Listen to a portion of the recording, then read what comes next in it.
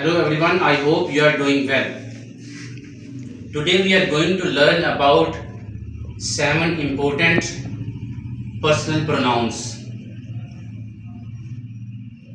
First is he, second one is she,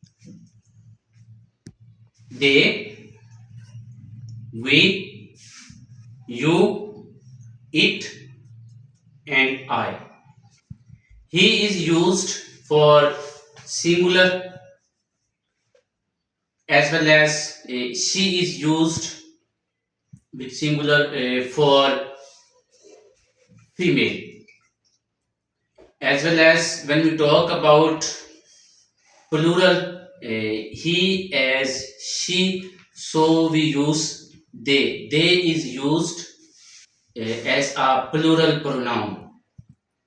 And when we talk about we is also used as a plural for first person.